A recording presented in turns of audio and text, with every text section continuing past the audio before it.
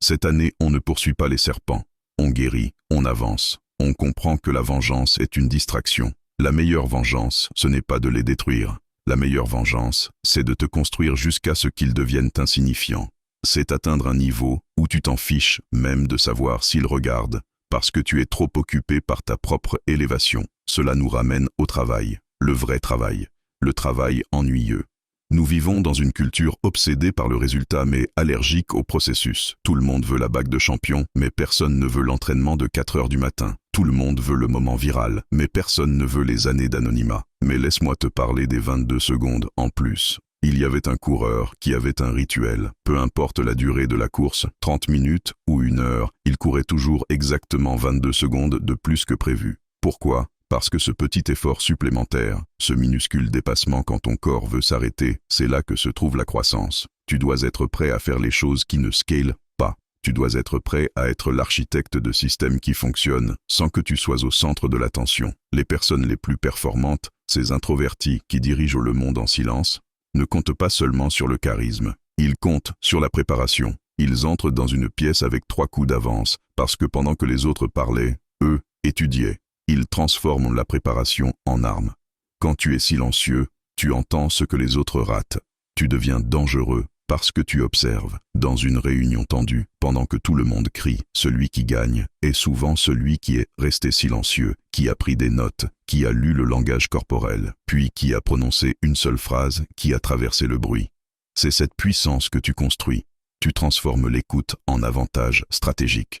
Mais tu dois accepter que ce chemin va te sembler solitaire. Et c'est normal, tu dois reprogrammer ta vision de la solitude. La solitude subie est la pauvreté du soi. La solitude choisie est la richesse du soi. Les grands esprits, Bill Gates, Warren Buffett, Newton, ne se contentaient pas de tolérer la solitude. Ils l'utilisaient comme un avantage compétitif. Ils programmaient du temps pour penser.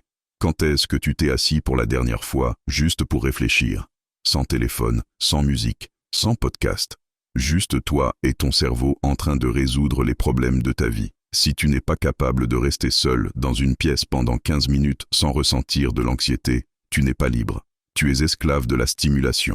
Tu dois briser cette chaîne. Tu dois adopter ce que les stoïciens appelaient la vue d'en haut. Quand tu te sens dépassé, quand tu as l'impression que tes problèmes t'écrasent, ferme les yeux et dézoome. Vois-toi dans ta chambre, puis vois ta maison dans le quartier, puis la ville, puis le pays, puis la planète qui tourne dans l'immensité sombre de l'espace.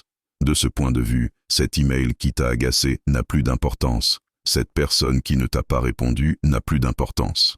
Ça rétrécit ton ego et ça élargit ta perspective. Ça te rappelle que tu fais partie de quelque chose d'immense et que tes petites frustrations ne sont que de la poussière. Cela te permet de pratiquer ce qu'on appelle la distanciation cognitive. Tu réalises que tu n'es pas tes pensées, tu es celui qui pense tes pensées. Ce n'est pas parce qu'une pensée entre dans ta tête « je ne suis pas assez bon ». Il se moque de moi que tu dois y croire. Tu peux regarder cette pensée et dire « ce n'est qu'une impression, ce n'est pas la vérité ». Tu dois arrêter de laisser tes émotions conduire la voiture. Tes émotions doivent être des passagers, pas le conducteur. Elles peuvent te donner une information. On se sent triste en ce moment, mais elles ne doivent pas saisir le volant et t'envoyer dans le fossé. Tu décides, tu utilises la raison. Les stoïciens pensaient que les émotions destructrices sont le résultat de mauvais jugements. Si tu changes le jugement, tu changes l'émotion. Alors, quand tu feras face à un échec en 2026, et tu en auras, tu ne vas pas t'effondrer. Tu vas regarder la situation et te demander « est-ce que c'est sous mon contrôle ?» Si ce n'est pas sous ton contrôle, tu l'acceptes. Tu ne combats pas la météo, tu ne cries pas contre la pluie, tu mets un imperméable et tu continues d'avancer. Si c'est sous ton contrôle, tu te mets au travail. C'est la dichotomie du contrôle, le secret d'un esprit inébranlable. Parlons maintenant des gens autour de toi, parce que quand tu changes, ils vont être mal à l'aise. Ils vont dire « tu as changé ». Et tu dois les regarder dans les yeux et répondre « j'espère bien ». Parce que si tu n'as pas changé, tu es en train de mourir.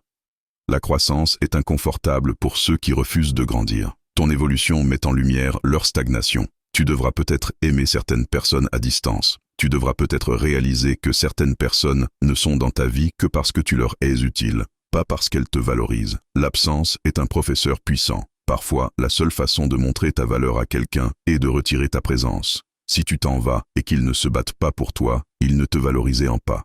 Ça fait mal, mais c'est la vérité, et la vérité te rend libre. N'aie pas peur d'être le méchant dans leur version de l'histoire, si cela signifie être le héros dans la tienne. Tu dois poser des limites. Une limite n'est pas un mur, c'est une porte que tu fermes à clé. Tu décides qui a la clé. Et cette année, tu changes les serrures. Tu vas arrêter de t'expliquer. Se justifier est une réponse au traumatisme. C'est une habitude de l'enfance, quand tu devais justifier ton existence devant les adultes. Tu es adulte maintenant. Tu ne dois à personne une explication pour tes objectifs, ton alimentation, ton sommeil ou ton ambition. Quand tu arrêtes de t'expliquer, tu reprends ton pouvoir. Non est une phrase complète. Tu vas construire des habitudes que personne ne connaîtra. Tu vas te lever tôt, non pas pour poster une photo de ta montre, mais pour prendre de l'avance sur l'ennemi. Et l'ennemi, c'est l'ancienne version de toi. Tu vas lire des livres que personne ne sait que tu lis. Tu vas développer des compétences que personne ne sait que tu développes. Tu vas devenir un fantôme. Et je sais qu'une partie de toi veut la reconnaissance. Une partie de toi veut dire « Regarde comme je travaille dur ». C'est ton ego, tue-le. La décharge de dopamine que tu reçois en parlant de tes objectifs trompe ton cerveau. Il lui donne l'impression que tu les as déjà atteints. Cela réduit la probabilité que tu fasses réellement le travail. Garde cette énergie en toi. Laisse la pression monter. Laisse cette pression interne devenir le carburant qui te pousse à travers la fatigue. Car il y aura de la fatigue. Il y aura des jours où tu remettras tout en question. Il y aura des jours où la chambre noire ressemblera plus à une prison qu'à un sanctuaire. Dans ces moments-là, tu dois t'appuyer sur la discipline, pas sur la motivation. La motivation est un sentiment. La discipline est un ordre. La motivation dit « je n'ai pas envie ». La discipline dit « fais-le quand même ». Tu dois tomber amoureux de l'ennui de la constance. L'effet cumulatif est réel. De petits choix intelligents, répétés régulièrement dans le temps, produisent une différence radicale. Ce n'est pas une séance d'entraînement héroïque. Ce sont les 300 séances que tu as faites quand tu n'en avais pas envie. Ce n'est pas une vidéo virale. Ce sont les centaines d'heures de pratique qui t'ont rendu assez bon pour la créer. Nous parlons d'une restructuration totale de ton esprit. Tu vas arrêter d'être un consommateur et devenir un producteur. La plupart des gens se réveillent et donnent immédiatement leur cerveau au monde. Messages, emails, réseaux sociaux. Ils réagissent. Cette année, tu ne réagiras pas. Tu créeras. Tu prendras la première heure de ta journée pour toi. Tu revendiqueras ton territoire avant que le monde essaie de l'envahir. Tu dois comprendre que personne ne viendra te sauver. Pas de chevalier blanc, pas de ticket de loterie. Pas de programme gouvernemental magique, c'est toi contre toi. Le test du miroir est le seul qui compte. Quand tu te brosses les dents le soir, peux-tu te regarder dans les yeux et dire « J'ai tout donné aujourd'hui » Ou dois-tu détourner le regard parce que tu sais que tu as triché avec toi-même, que tu as pris la voie facile? Fais de cette année, l'année où tu arrêtes de détourner le regard. Tu construis un héritage. Un héritage, ce n'est pas seulement de l'argent, c'est l'exemple que tu donnes. La preuve que le changement est possible. Tu brises des malédictions générationnelles simplement en refusant d'être la même personne que tes parents, en refusant de transmettre les mêmes traumatismes et les mêmes excuses. Et écoute bien, tu vas échouer. Autant le dire clairement. Tu vas trébucher. Mais l'échec n'est pas l'opposé du succès. Il en fait partie. Thomas Edison n'a pas échoué. Il a trouvé 10 000 façons qui ne fonctionnaient pas. Tu dois être prêt à paraître idiot. Tu dois être prêt à être débutant. L'amateur s'entraîne jusqu'à y arriver. Le professionnel s'entraîne jusqu'à ne plus pouvoir se tromper. Tu deviens un professionnel de ta propre vie. Tout cela parle de résilience, être celui qui se prend des coups et continue d'avancer. Dry Creek Dwayne parlait de la façon dont nous héritons de mécanismes de survie de nos parents. Sourire en façade pendant qu'on hurle à l'intérieur. Tu dois briser ça. Tu dois être honnête avec toi-même. Si tu as mal, admets-le, traite-le, ne l'enterre pas, mais ne le laisse pas t'arrêter. Utilise-le. La douleur est un carburant. Il existe un concept appelé amor fati, l'amour du destin. Cela signifie que tu ne te contentes pas de tolérer ce qui t'arrive. Tu l'aimes, tu l'embrasses. Tu perds ton travail? Bonne occasion d'en trouver un meilleur. Tu te blesses? Bonne occasion d'entraîner ton esprit pendant que ton corps guérit. Cet état d'esprit te rend invincible. Parce que si tu peux trouver le bénéfice dans la tragédie, la vie ne peut pas te vaincre. Tu vas avancer avec une confiance calme, pas l'insécurité bruyante déguisée en arrogance qui crie « Regardez-moi », mais la certitude profonde et enracinée d'un chêne. Le chêne ne crie pas face à la tempête, Il tient bon, ses racines sont profondes. Tu fais pousser tes racines maintenant, et les racines poussent dans l'obscurité. Alors arrête de te presser, arrête d'essayer de pirater le processus. Fais confiance au timing de ta vie. La nature ne se presse jamais, et pourtant tout est accompli. Le soleil se lève quand c'est le moment. La fleur fleurit quand elle est prête. Tu es sur ta propre ligne de temps. Arrête de regarder la vitrine des réussites des autres et de la comparer aux coulisses de ta vie. Tu ne connais pas leur histoire. Tu ne sais pas ce qu'ils ont sacrifié, ni ce qu'ils ont hérité. Garde les yeux sur ta propre feuille. Concentre-toi. Vision en tunnel. Le cheval porte des œillères pour une raison, pour ne pas être effrayé par ce qui se passe à gauche et à droite, et pour se concentrer uniquement sur la ligne d'arrivée.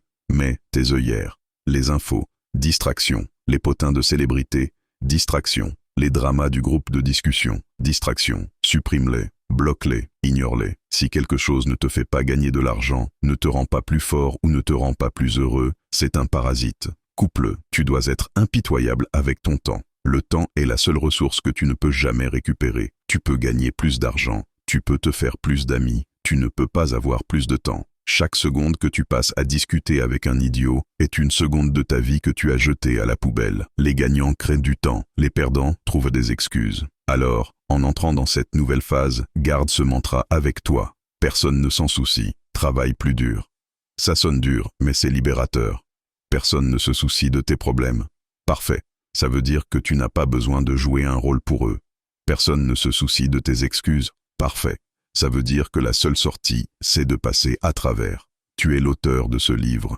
Tu tiens le stylo. L'année passée a peut-être été un chapitre de lutte, de confusion, de bruit. Mais 2026 est le chapitre où le protagoniste part dans la nature sauvage et revient en guerrier. C'est le chapitre de l'entraînement. Mais ce montage ne dure pas 3 minutes avec de la musique cool. Il dure 365 jours de travail ingrat, brut, silencieux. Es-tu prêt à écrire ce chapitre? Tu dois décider maintenant, pas demain. Demain est un mensonge.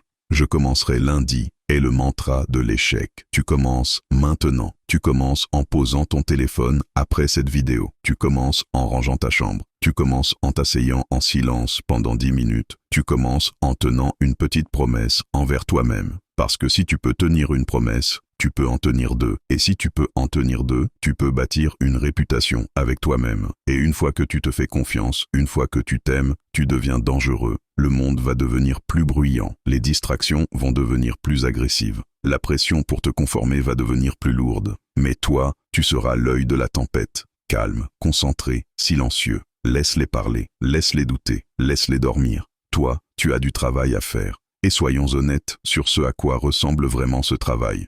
Nous avons cette vision cinématographique du succès, les montages, les voitures rapides, les lumières qui clignotent. Mais la réalité du travail, c'est que c'est incroyablement ennuyeux.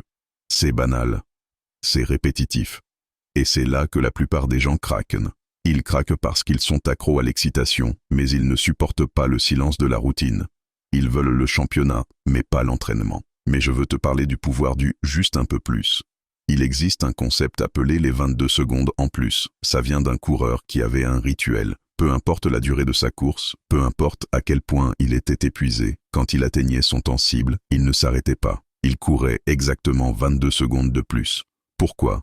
Parce que cette petite fenêtre, ce petit effort supplémentaire, quand ton corps crie, ça suffit. C'est là que tu brises la barrière mentale. Tu vois, 2026 ne se gagnera pas avec de grands sauts une fois par mois. Il se gagnera dans ces 22 secondes, dans la dernière répétition.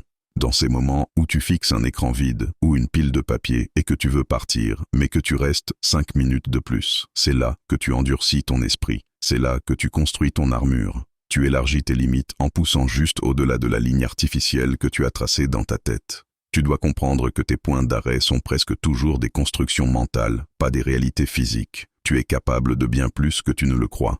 Mais tu ne le découvres jamais parce que tu t'arrêtes dès que ça devient inconfortable. Et dans ce silence, tu dois arrêter de croire que la personne la plus bruyante dans la pièce est celle qui gagne. Nous vivons dans une culture qui vénère l'extraverti, le showman, celui qui parle fort. Mais laisse-moi te parler des discrets, des introvertis qui réussissent. Ils ne gagnent pas en criant. Ils gagnent en construisant des systèmes qui fonctionnent même quand ils ne sont pas là.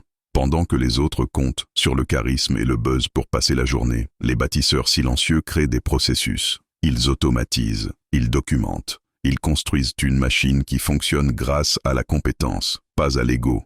En 2026, tu dois devenir l'architecte de ta propre vie. Arrête d'essayer de rallier les troupes avec des discours et commence à bâtir un système quotidien qui rend ton succès inévitable. Regarde Satya Nadella chez Microsoft. Il n'a pas redressé l'entreprise en étant le plus bruyant dans la pièce. Il l'a fait par un changement culturel systématique, par des cadres, par de la structure. C'est cette énergie dont tu as besoin. Tu dois transformer ta préparation en arme.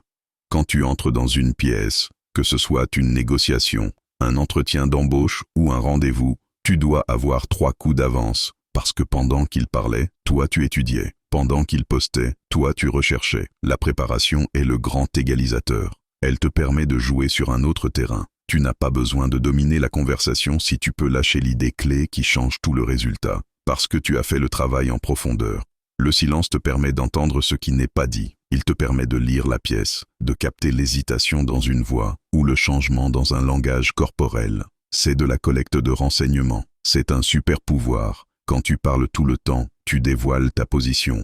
Quand tu es silencieux, tu la fortifies. Mais pour faire ça, pour vraiment t'engager, tu dois abandonner la mentalité de victime. C'est lourd, mais c'est la vérité. Ta vie est de ta responsabilité. Oui, de mauvaises choses t'ont arrivé. Traumatisme, chagrin, injustice. Mais comme l'a dit Will Smith, ce n'est peut-être pas ta faute si tu es brisé, mais c'est ta responsabilité de te réparer. Si ta voiture tombe en panne sur l'autoroute, ce n'est pas ta faute, mais c'est ta responsabilité de sortir et de pousser. Si tu restes assis à blâmer le constructeur ou la route, tu es toujours coincé sur le bas-côté. Tu ne peux pas entrer dans 2026 en pointant du doigt. Chaque fois que tu blâmes quelqu'un, ton patron, ton ex, l'économie, tu leur donnes les clés de ta vie. Tu admets qu'ils ont plus de pouvoir sur ton bonheur que toi. Tu dois reprendre les clés. Tu dois dire « Ce désordre n'est peut-être pas de mon fait, mais le nettoyage est entièrement mon travail. » Ça, c'est le pouvoir. Ça, c'est la liberté. Tu ne contrôles pas les cartes que tu reçois, mais tu contrôles la façon dont tu les joues. Et peut-être que tu te sens cassé, incomplet, pas prêt. Laisse-moi te raconter une histoire. Il y a une chanson appelée Iris des Goo Goo Dolls, un chef-d'œuvre, mais ce qui compte, c'est son origine. Le compositeur traversait un divorce, vivait dans un hôtel, était dépressif, en panne d'inspiration, et sa guitare avait des cordes cassées. 2 cordes étaient rompues. Il n'avait pas le studio parfait. Il n'avait pas la vie parfaite. Il avait des outils brisés et un cœur brisé. Et il a écrit l'une des plus grandes chansons d'une génération, avec les seules cordes qui lui restaient. Ça, c'est ta vie maintenant. Tu attends que ta guitare soit réparée. Tu attends d'avoir toutes les cordes. Tu attends que l'argent, l'humeur, les conditions soient parfaites. Mais tu dois jouer la musique avec ce que tu as. Tu dois faire un chef-d'œuvre avec les morceaux de ta douleur. 2 cordes ont suffi pour lui. Ce que tu as maintenant, ton souffle, ton esprit, tes 24 heures, c'est suffisant pour commencer. Le héros n'est pas celui qui a tout. Le héros est celui qui avance avec ce qu'il a. Regarde Tiger Woods. Après les opérations, les scandales, l'accident, la douleur, il est revenu au Masters. Il n'a pas joué son meilleur jeu, mais il a dit quelque chose de profond. Je me suis donné une chance. C'est tout ce que tu fais quand tu te présentes chaque jour. En restant silencieux et en faisant le travail, tu te donnes une chance. Tu entres dans l'arène. Si tu ne te présentes pas, tu as 0 chance. Si tu restes au lit, 0 chance. Mais si tu te lèves et que tu affrontes la journée, même en boitant, tu as une chance de renverser la situation. Tu dois faire confiance au timing. Nous sommes impatients. Nous voulons la version Amazon Prime du succès. Mais la nature ne fonctionne pas comme ça. Un arbre panique-t-il parce qu'il n'a pas grandi de 3 mètres en une semaine? Non, il fait confiance au processus. Il enfonce ses racines dans la terre sombre. Pendant longtemps, rien ne se voit à la surface. On croirait la graine morte, mais dessous, un immense réseau de racines se construit pour soutenir l'arbre qui arrive. Tu es dans la phase des racines. 2026 est ta phase de racines. Ne déterre pas la graine pour vérifier si elle pousse. Tu la tuerais. Fais confiance au travail silencieux. Fais confiance à la discipline. Fais confiance au fait que tout est en train de s'additionner. Le bambou passe 5 ans à pousser sous terre sans signe visible. Puis, en 6 semaines, il grandit de 27 mètres. Tu es le bambou.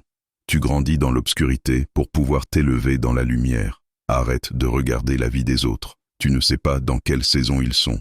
Toi, tu es dans la tienne. Et ta saison, c'est le focus, le silence, la préparation d'une récolte que les autres ne peuvent même pas imaginer. Tu dois accepter d'être incompris pendant ce temps. Ils diront que tu es distant. Laisse-les dire. Tu te sevreras de la drogue de la validation. L'invisibilité est difficile, mais dans cette invisibilité, tu gagnes du poids, de la densité, de la substance.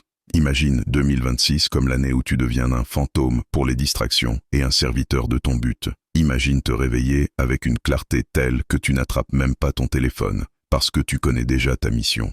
Imagine t'endormir non pas avec l'angoisse de « qu'est-ce que j'ai raté ?», mais avec l'épuisement de « j'ai tout donné ». C'est ça, la résilience. C'est aimer ton destin. Amor fati. Tu perds ton travail? Bien. Occasion de pivoter. On te brise le cœur? Bien. Occasion d'apprendre l'autonomie. Tu échoues? Bien. C'est des données. C'est le programme de ta grandeur. L'obstacle n'est pas sur le chemin. L'obstacle est le chemin. Tu construis un esprit intouchable. Un esprit qui observe sans réagir, qui ressent sans être esclave. Et quand tu sortiras enfin de cette saison de silence, ce sera choquant. Pas parce que tu auras essayé d'impressionner, mais parce que personne n'a vu le travail. Personne n'a vu les réveils à 4 heures. Les cordes cassées. Les racines dans l'obscurité. Ils appelleront ça de la chance, du talent. Mais toi, tu connaîtras la vérité. C'était le silence, le focus, la discipline, le refus d'abandonner. Alors voici mon dernier défi pour toi à l'approche de 2026. Fais un vœu de silence. Pas que tu ne parleras pas, mais que tu ne parleras plus de ce que tu vas faire. Tu ne parleras que par tes résultats. Prends toute l'énergie que tu utilisais pour diffuser ta vie et investis-la dans la construction de ta vie. Ferme la bouche, ouvre l'esprit, travaille. Le monde est bruyant, sois le calme dans la tempête. Le monde est faux, sois réel, reste concentré, reste silencieux et regarde ta vie changer. Le temps de parler est terminé, le temps de devenir a commencé. Es-tu prêt? Abonne-toi si tu as aimé